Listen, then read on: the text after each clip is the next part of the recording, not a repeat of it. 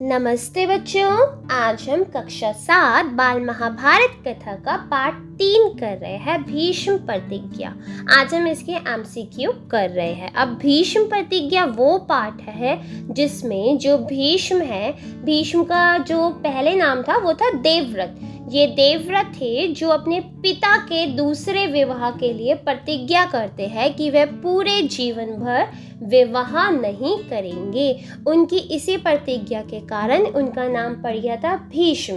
अब ये पाठ उन्हीं के नाम पर है, भीष्म प्रतिज्ञा। इस पाठ में उनकी प्रतिज्ञा के विषय में ही बताया गया है कि क्या कारण थे, क्या मजबूरी थी कि उनको इस प्रकार की प्रतिज्ञा करनी पड़ी। ठीक है, तो अब पाठ के एमसीक्यू शुरू करते हैं। प्रश्न 1, राजा शांतनु ने सत्यवती को पहली बार कहाँ देखा था? सत्यवती को पहली बार राजा शांतनु ने कहाँ देखा था, ये आपको बताना है। ऑप्शन देखिए, गंगा तट पर, यमुना तट पर, जंगल में, सड़क के किनारे। तो इसका सही जवाब है यमुना तट पर। राजा शांतनु ने सत्यवती को पहली बार यमुना तट पर देखा था। प्रश्न 2, सत्यवती को देखकर राजा शांतनु के मन में क्या इच्छा जगी? जब पहली बार राजा शांतनु सत्यवती को देखते हैं तो उनके मन में एक इच्छा जगती है। वो क्या थी, यहाँ पूछा गया, देखते हैं। ऑप्शन देखिए, पत्नी बनाने की, दासी बनाने की, नौकरानी बनाने की, प्रेमिका बनाने की। तो सत्यवती को देखकर राजा शांतनु के मन में जो इच्छा जगी थी वह थी उन्हें अपनी पत्नी बनाने की। राजा शांतनु सत्यवती से विवाह करना चाहते थे। प्रश्न 3, सत्यवती के पिता कौन थे? अब सत्यवती के पिता कौन थे, यहाँ पूछा गया है। ऑप्शन देखिए, केवटराज, मेवतराम, केसरराज, मेघटराज। अब इसका सही जवाब है केवटराज। सत्यवती के पिता का नाम था केवटराज। ठीक है बच्चों, अब आता है प्रश्न 4, केवटराज कौन थे? अब केवटराज थे कौन? अब यहाँ पूछा गया, तो ऑप्शन देखिए, मगध के सेनापति, हस्तिनापुर के राजा, आर्यपुत्र, मल्लाहों के सरदार। तो केवटराज कौन थे? केवटराज थे मल्लाहों के सरदार। कौन थे? मल्लाहों के सरदार। प्रश्न 5, सत्यवती का विवाह किसके साथ हुआ था? तो सत्यवती का विवाह किसके साथ हुआ था? ऑप्शन देखिए, राजकुमार देवव्रत के साथ, राजा शांतनु के साथ, राजा जरासंध के साथ, या विदुर के साथ। तो इसका सही जवाब है राजा शांतनु के साथ। सत्यवती का विवाह हुआ था राजा शांतनु के साथ। प्रश्न 6, केवटराज की शर्त की बात देवव्रत को किससे पता चले?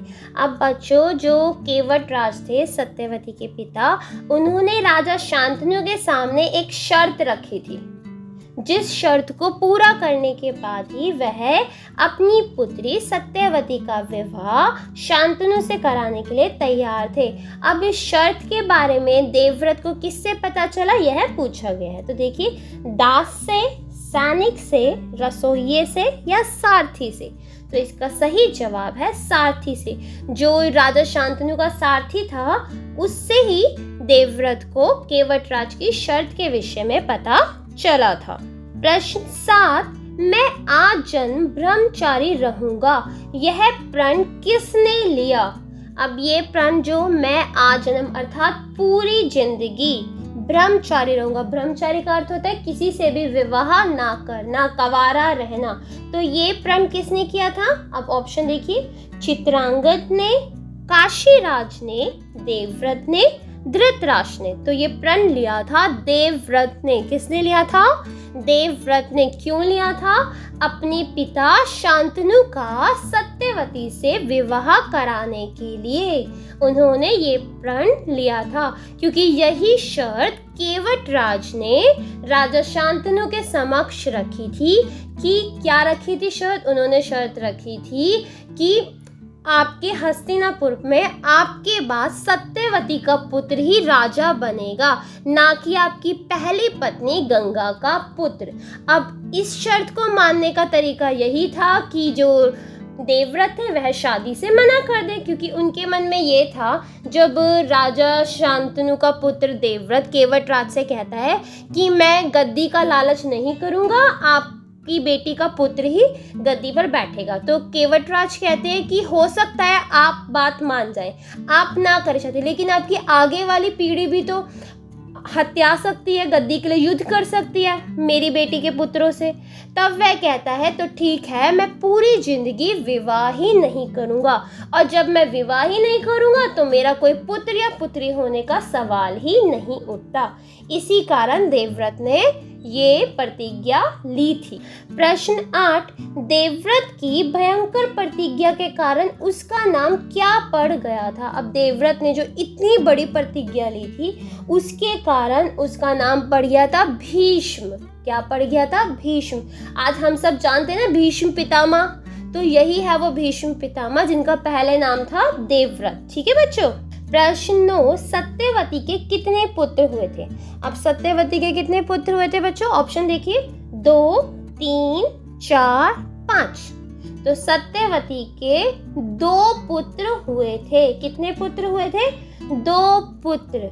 कौन कौन से थे? एक था चित्रांगद और दूसरा विचित्रवीर्य।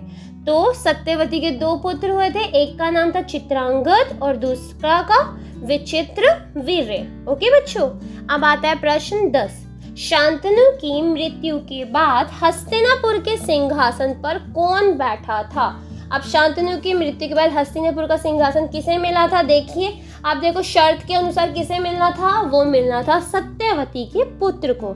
तो किसे मिला होगा? आप खुद सोचिए बच्चों। यहाँ पे ऑप्शन देखिए, भीष्म को, विचित्रवीर्य को, चित्रांगद को या धृतराष्ट्र को।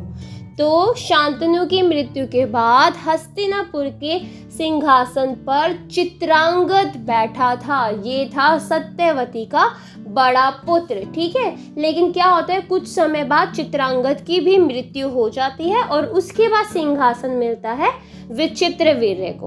ओके बच्चों।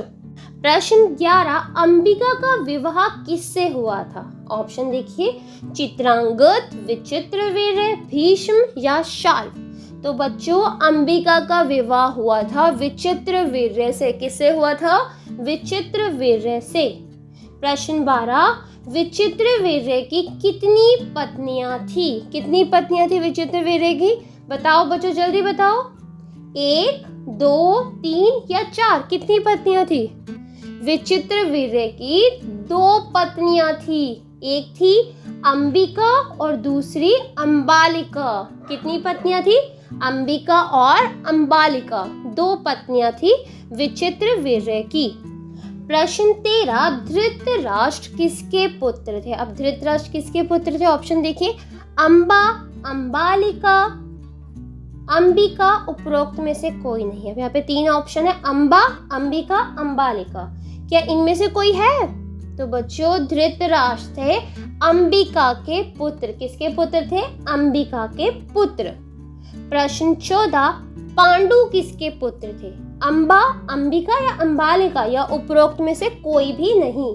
तो पांडु थे अंबालिका के पुत्र। ठीक है, अंबिका का कौन था? धृतराष्ट्र, और अंबालिका का पांडु। ठीक है, ओके आगे आ जाइए। प्रश्न 15, धृतराष्ट्र के पुत्र क्या कहलाए? अब आगे चल के धृतराष्ट्र के पुत्र क्या कहलाते हैं? ऑप्शन देखिए, कौरव, पांडव, पोखर या दशक। तो धृतराष्ट्र के पुत्र कहलाते हैं कौरव। क्या कहलाते हैं? कौरव। प्रश्न 16, पांडु के पुत्र क्या कहलाए? ऑप्शन देखिए, कौरव, पांडव, पोखर या दशक। तो पांडु के पुत्र कहलाए थे पांडव। क्या कहलाए थे? पांडव। धृतराष्ट्र के पुत्रों को बोला गया था कौरव और पांडु के पुत्रों को बोला गया था पांडव। तो बच्चों ये थे हमारे प्रश्न उत्तर। उम्मीद है आप सबको समझ आए होंगे। अब वीडियो पसंद आई हो तो जल्दी से वीडियो को लाइक करो और चैनल को सब्सक्राइब करना मत भूलना। धन्यवाद।